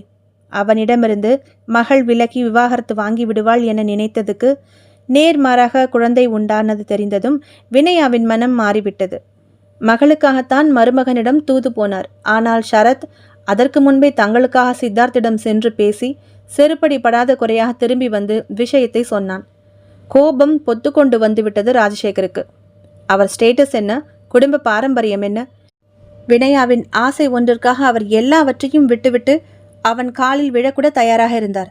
ஆனால் அந்த நாய் தன் பெண்ணை பற்றி இல்லாததும் பொல்லாததுமாக பேசியதும் அவனை கொன்று போட வேண்டும் போல் ஆத்திரம் கொப்பளித்து கொண்டு வந்தது. ஷரத்தான், உங்கள் ஸ்டேட்டஸ்க்கு அவர்கிட்ட போய் பேச வேண்டாம் சார், எல்லாம் சரியாகிடும், கொஞ்சம் பொறுத்து நானே அவர்கிட்ட மீண்டும் பேசிக்கிறேன் என நடுவழியில் அவரை சமாதானம் செய்து அனுப்பிவிட்டான். ஆனால் கடவுளுக்கே பொறுக்கவில்லை போல மறுநாள் சாலை விபத்தில் பரலோகம் போய் சேர்ந்து விட்டான். அதன் பிறகாவது தன் மகள் வாழ்க்கையை சரி செய்யலாம் என்றால் இப்போது அவனால் அமானுஷ்ய தொந்தரவுகள் வேறு. இனி பொறுப்பதற்கில்லை. அந்த குழந்தையின் மீது தனக்கொன்றும் பிடிப்பு இல்லை. போகட்டும், அந்த மந்திரவாதியை அதை எடுத்துக்கொள்ளட்டும். தன் மகள் நன்றாக இருந்தால் சரி. இந்த நினைப்புடன் தான் சேதுராமன் தந்த மருந்து கலந்திருந்த வெண்பொங்கலை வினயாவிடம் நீட்டினார். அவளும் அதை சாப்பிடுவதற்கு ஆயத்தமானாள். சித்தம்மாள் கூட சமையல் அறையிலிருந்து எட்டி பார்த்தாள். பார்த்தவள் மறு வினாடி தொண்டை அதிர பெருங்குரல் எடுத்து கத்தினாள். ஐயோ பாப்பா, அதை சாப்பிடாத என்றபடி மின்னல் வேகத்தில் ஓடி வந்து அதை தட்டிவிட்டாள். வினயா திடுக்கிட்டு போய் சித்தம்மாவை பார்த்தாள். ராஜசேகர் அதிர்ந்தவராய் எழுந்து வந்தார். தரையில் பொங்கல் சிந்தி இருந்தது. அதை பார்த்தவர் கோபமாய் சித்தம்மாவிடம் திரும்பினார். ஏய், என்ன இப்படி பண்ணிட்ட? அதையும் தட்டிவிட்ட? அதிக பிரசங்கி. அனல் பறந்தது அவர் வார்த்தையில். சித்தம்மா திரு திருவென்று விழித்தாள். அவளுக்கு ஒன்றும் புரியவில்லை. உள்ளே வந்ததுதான் ஞாபகம் இருக்கிறது. பின் என்ன நடந்தது ஒன்றும் தெரியவில்லை. நான் இப்போ என்ன பண்ணேன்? அவள் திருப்பி அவர்களை கேட்க ராஜசேகருக்கு அவள் அப்படி கேட்டது திருப்பி தாக்கியது. வினயா ஒரு நிமிடம் சித்தம்மாவையும் ராஜசேகரையும் கூர்ந்து பார்த்துவிட்டு ஒன்றும் பேசாமல் மாடியில் தன் அறைக்கு சென்று கதவை சாத்தி கொண்டாள். கட்டிலில் தலையணையை முதுகுக்கு வைத்து சாய்ந்து கொண்டாள். மசக்கை ஒருபுறம், வீட்டில் நடக்கும் நிகழ்வுகள் மறுபுறம், இடையில் கணவன் சித்தார்த்தின் நினைவு வேறு ஒருபுறம் என அவளை வாட்டியது. எங்கு திரும்பினாலும் அவன் நிற்பது போலவே, உட்கார்ந்திருப்பது போலவே தெரிந்து அவளை இம்சித்தது. இதோ இப்போது கூட அந்த வார்ட்ரோபுக்கு பக்கத்தில் அவன் சாய்ந்து நின்று அவளையே பார்ப்பது போல் தெரியத்தான் செய்கிறது. வினயாவால் அதற்கு மேல் தாழ முடியவில்லை. முழங்கால்களை கட்டி கொண்டு குலுங்கி குலுங்கி அழ ஆரம்பித்தாள். அப்போது யாரோ தன் தலையை ஆதுரமாக தடவி கொடுப்பது போல் உணர்ந்தவள் ஜில்லென உணர்ந்தாள். அப்பாதான் என நினைத்து அப்படியே இருந்தாள். அந்த கை அவளது தலையை ஆதரவாக வருடி கொடுத்தபடியே இருந்தது. அப்போது வினயா, வினயாம்மா! அறைக்கு வெளியே இருந்து அப்பாவின் குரல் கேட்க, அப்பா வெளியே இருக்கிறார் என்றால் இப்போது தன் தலையை வருடி கொடுப்பது யார்? சட்டென தலையை நிமிர்த்தி பார்த்தாள் வினயா. யாரும் இல்லை. ஓர் குளிர்ந்த சூழல் அறைக்குள்ளே நிலவியது. ஏசி கூட ஆன் செய்யப்படவில்லை. பயம் நெஞ்சை அடைக்க சுற்றுமுற்றும் பார்த்தவள் திடுக்கிட்டு போனாள். அன்று அவள் சுக்கல் சுக்கலாக கிழித்து வெளியே வீசின சித்தார்த்தின் மேக்ஸி சைஸ் புகைப்படம் அந்தரத்தில் நின்று கொண்டு அவளையே பார்த்து கொண்டிருந்தது. அதையே விழிகள் விரிய பார்த்து கொண்டிருந்த வினயாவை மெல்ல மெல்ல மயக்கம் வந்து ஆட்கொண்டது. உள்ளே வந்து பார்த்த ராஜசேகர் வினயா என கத்திய கத்தல் எல்லோரையும் ஒரு உலுக்கு உலுக்கியது. அந்நேரத்தில் அத்தியாயம் 16. மனோவாகிய போலி சேதுராமனின் முன் அமர்ந்திருந்தார் ராஜசேகர். தலையை தொங்க போட்டுக்கொண்டு அமர்ந்திருந்தார். எந்தா ராஜசேகரா, ஓர் பிரசாதத்தை ஒழுங்காக உன் பெண்ணை சாப்பிட வைக்க முடியவில்லையா? இந்நேரம் உன் மகளுக்கு கரு கலைஞ்சிருக்கணுமே. எல்லாம் கெட்டு போய் கேட்டா வேலைக்காரி வந்து தட்டி விட்டுட்டாள்னு ஒரு சொத்தைக்காரிடம் சொல்கிறேன். வேலைக்காரிக்கெல்லாம் இவ்வளவு இடம் தரக்கூடாது. அவன் குரலில் ஏளனம். இல்லை சாமி, அவளுக்கு தான் என்ன செஞ்சோம்னே தெரியல. கேட்டா முழிக்கிறா. எல்லாமே அந்த சித்தார்த் பைய வேலையாக இருக்கும். நீங்கள் சீக்கிரம் அவனை எப்படியாவது விரட்டி அடிங்க. வினயாவும் அவனை பார்த்ததா சொல்கிறா. கிழிச்சு வீசின அவனுடைய ஃபோட்டோ திரும்பவும் பழையபடியே வந்து அந்தரத்தில் மிதந்து நின்னதை பார்த்து மயக்கமாயிட்டா. இவன் அட்டகாசம் வர வர அதிகமாக இருக்குது. உங்களால் முடியுமான்னு சொல்லுங்க. இல்லைன்னா நான் கேரளாவுக்கு போய் நம்பூதிரி பெரியவங்களை பார்த்து பேசுகிறேன். இப்போது ராஜசேகர் குரலில் கோபம். மனோவுக்கு என்ன சொல்வதென்று தெரியவில்லை. எதுவும் புரியவும் இல்லை. பூஜைக்கான ஏற்பாடுகளை செய்வதாகவும் 2 நாள் பொறுத்திருக்கும்படியும் சொல்லி எப்படியும் அவரை சமாதானம் செய்து அனுப்பிவிட்டு முதல் வேலையாக ஷரத்துக்கு ஃபோன் செய்தான். ஏய் அப்பா, இங்கு என்னென்னவோ நடந்திருக்குது என ராஜசேகர் சொன்ன அனைத்தையும் சொல்ல மறுமுனையில் ஷரத் குழம்பினான். நான் எதுவுமே பண்ணலையே. வினயா ரூமில் சென்சார் கூட இல்லையே. அதோட கிழிச்சு தூக்கி எறிஞ்ச ஃபோட்டோ மறுபடியும் வர்றதுனா என அவன் யோசித்து கொண்டிருக்கும் போதே மறுமுனையில் மனோவாகிய போலி சேதுராமன் பயங்கரமாக அலறும் சத்தம் படுபயங்கரமாக கேட்டு ஷரத்தை கிடுகிடுக்க வைத்தது. ஷரத் வந்து பார்த்தபோது மனோ கொடூரமாக இறந்து போயிருந்தான். கையும் காலும் ஒடிந்து தொங்கிக் கொண்டிருந்தது. தலை பின்புறம் திரும்பியிருந்தது.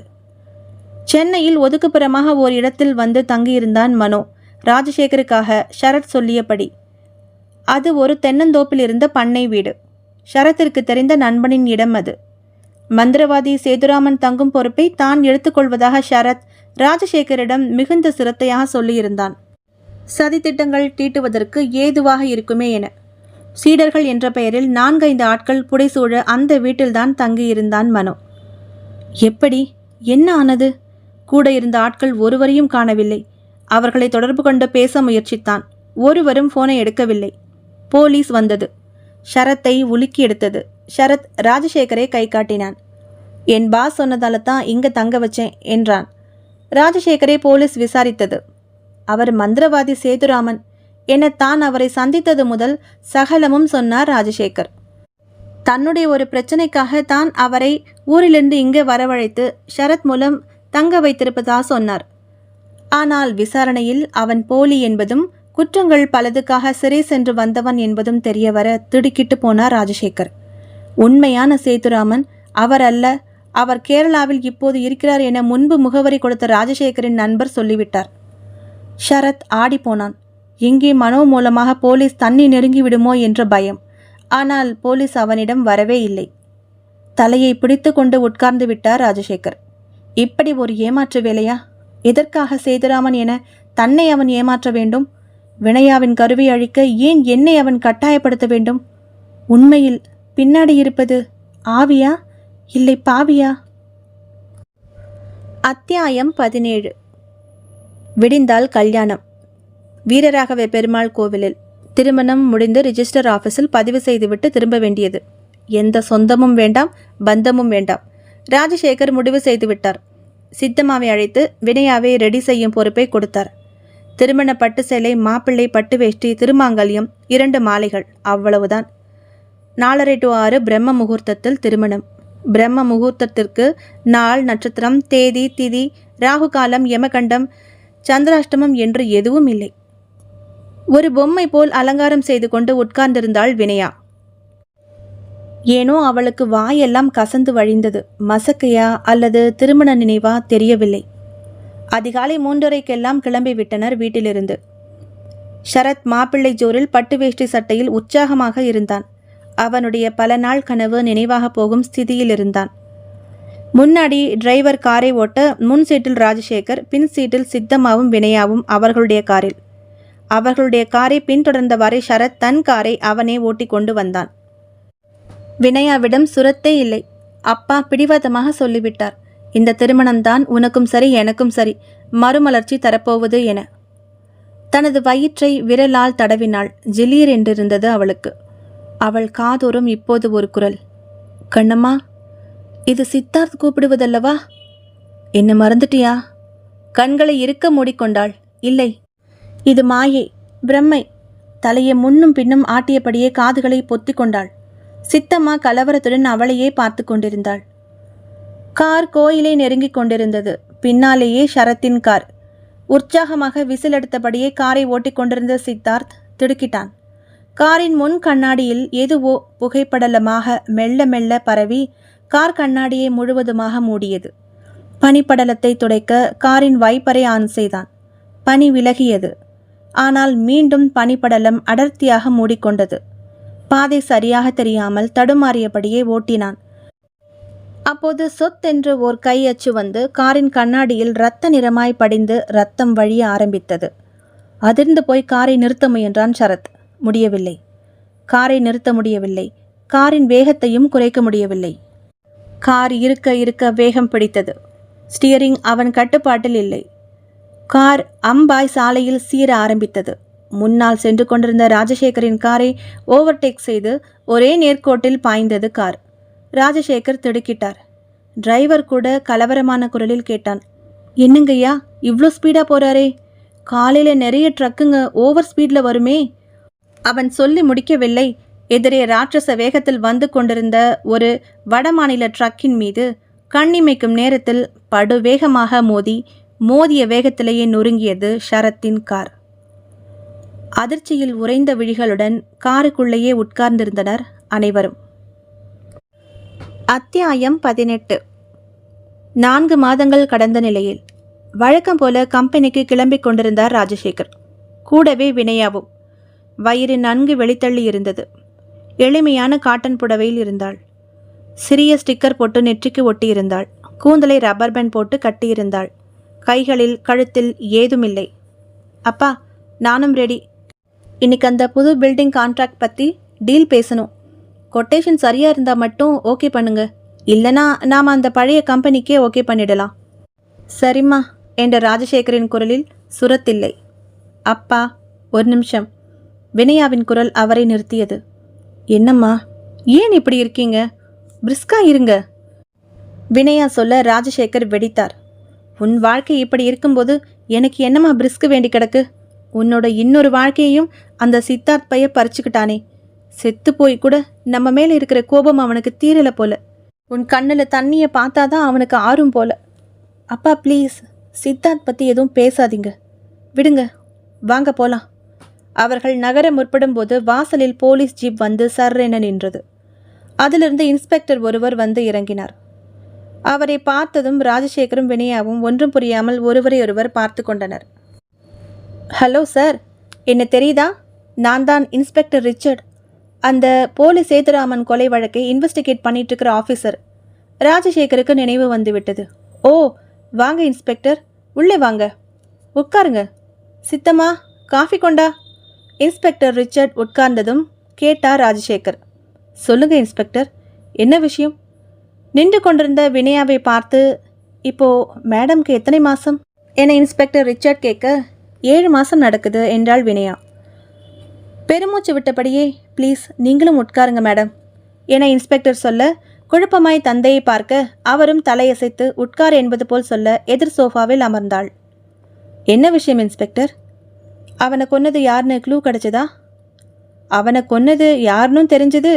உங்கள் மருமகன் சித்தார்த்தை யார் கொன்னதுன்ற தகவலும் தெளிவாக தெரிஞ்சுது. அதை கேட்டதும் தேள் கொட்டியது போல் துடித்து போய் நிமிர்ந்தாள் வினயா. என்ன சொல்கிறீங்க இன்ஸ்பெக்டர்? கொலையா? சித்தார்த்தியா? அவள் கேட்க ராஜசேகருமே அதிர்ந்துதான் போனார். எஸ் மிஸ்ஸஸ் வினயா, போலி சேதுராமன் கொலை வழக்கில் கூட இருந்த ஆட்களில் ஒருத்தன் தானாக வந்து எங்ககிட்ட சரண்டரானா. அவன் வரும்போதே என் காப்பாத்துங்க, என் உயிருக்கு ஆபத்து அப்படின்னு கதறிக்கிட்டு தான் வந்தான். அவன்கிட்ட விசாரணை பண்ணதில் இந்த விஷயம் தெரிஞ்சுது. அவனுடைய செல்ஃபோனில் இருந்த இந்த வீடியோ, இதை நீங்களே கேளுங்க என அந்த வீடியோ பதிவை ஆன் செய்து ஓடவிட்டார். அன்றொரு நாள் அந்த பண்ணை வீட்டில் மனோவும் ஷரத்தும் குடிபோதையில் பேசிக்கொண்டிருந்த வீடியோ அது. அதில் வாக்குமூலம் போல் சித்தார்த் கொலை முதற்கொண்டு நடந்த அத்தனையையும் புட்டு புட்டு வைத்திருந்தான் ஷரத். அதை கேட்க கேட்க ராஜசேகரின் முகம் அனலாய் சிவந்தது.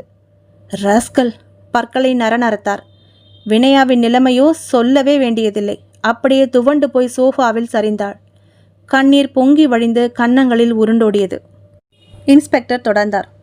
அவங்க பேசினதையெல்லாம் யூஸ் பண்ணி பின்னாடி பிளாக்மெயில் செஞ்சு பணம் பறிக்கலாம்னு பிளான் பண்ணியிருக்கான் அவங்க கூட இருந்த இவன். சம்பவம் நடந்த அன்னைக்கு ராஜசேகர் வந்துட்டு போன அரை மணி நேரத்தில் ஃபோனில் சரத்கிட்ட பேசிகிட்டு இருந்திருக்கிறான் மனோ. அதே நேரம் அவன் பேசுகிறதையும் இவன் வீடியோ ரெக்கார்ட் பண்ணியிருக்கான். நீங்களே அதையும் பாருங்க. இன்னொரு வீடியோவை ஆன் செய்தார் இன்ஸ்பெக்டர். அதில் பதட்டமாய் மனோ என்கிற அந்த போலி சேதுராமன் ஃபோனில் பேசிக்கொண்டிருப்பது தெரிந்தது. அப்போது திடீரென்று அந்த அறைக்குள்ளே புயல் போல் உருவமில்லாத ஏதோ ஒன்று விற்றென்று நுழைவது தெரிந்தது. அது முகம் காட்டியபடி பேசிக்கொண்டிருந்த மனோவை நெருங்குவதும் அவன் அலறுவதும் பின் ஏதேதோ கசமுசாவென்ற காட்சிகளுமாய் தெரிந்து இப்போது தெளிவான காட்சி ஓடியது. அதில் இப்போது மனோ கை கால்கள் உடைந்து கழுத்து திருகப்பட்டு நாக்கு வெளித்தள்ள கண்கள் பிதுங்க தரையில் கிடப்பதும் தெரிந்தது. அத்துடன் அது முடிந்து போய்விட்டது. ராஜசேகரின் முகம் பீதியில் உறைந்து போனது. எப்படி ஒரு காட்சியை நான் சினிமாவில் கூட பார்த்ததில்லை ராஜசேகர் சார். இதை எப்படி டிபார்ட்மெண்ட்டுக்கு எக்ஸ்பிளைன் பண்ணுறதுன்னு எனக்கு தெரியல. இதை பார்த்துட்டு தான் இந்த வீடியோ எடுத்தவன் அலறி அடிச்சுக்கிட்டு மற்ற ஆளுங்கக்கிட்டேயும் சொல்ல எல்லோரும் பயந்து அந்த இடத்த விட்டு ஓடிட்டாங்களாம். அப்படி போன அவனால் நிம்மதியாக தூங்கவோ சாப்பிடவோ முடியலையாம்.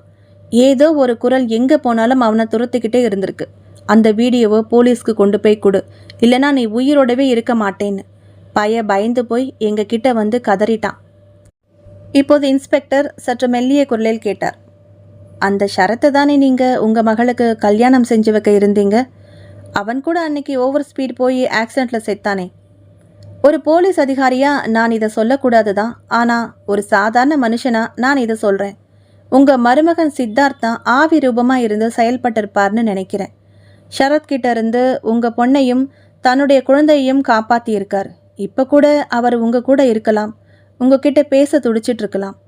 எனக்கு என்ன சொல்கிறதுனே தெரியல என பெருமூச்சு விட்டபடியே வினயாவை இரக்கத்துடன் பார்த்துவிட்டு எழுந்து போய்விட்டார் அந்த இன்ஸ்பெக்டர் ரிச்சர்ட்.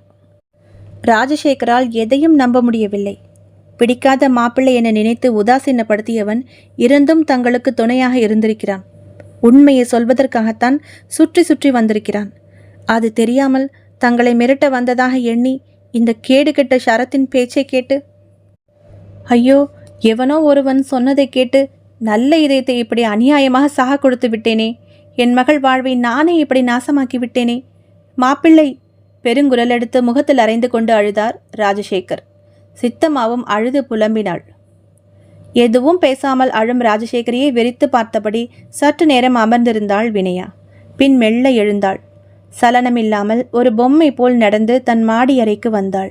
கதவை சாத்தி தாழிட்டாள். சித்தம்மாள் சலனமின்றி போன வினயாவையே துணுக்குடன் பார்த்தாள். கண்ணீரை துடைத்தவாறே கதவை தாழிட்ட வினயா கீழே இருந்து பார்க்கும்போதே தெரிந்தாள். ஏதோ விபரீதம் உரைக்க சித்தம்மாள் கண்ணு பாப்பா என உரக்க கூவியவாறே படிகளில் ஏறி சாத்தி இருந்த வினயாவின் அரைக்கதவை பலமாக தட்டினாள். ஐயா வாங்க, புள்ள என்னமோ மாதிரி போகுது என்று அவளது கூக்குரல் தன்னிலை மறந்து புலம்பிக் கொண்டிருந்த ராஜசேகரை பதறிக்கொண்டு எழச் செய்தது.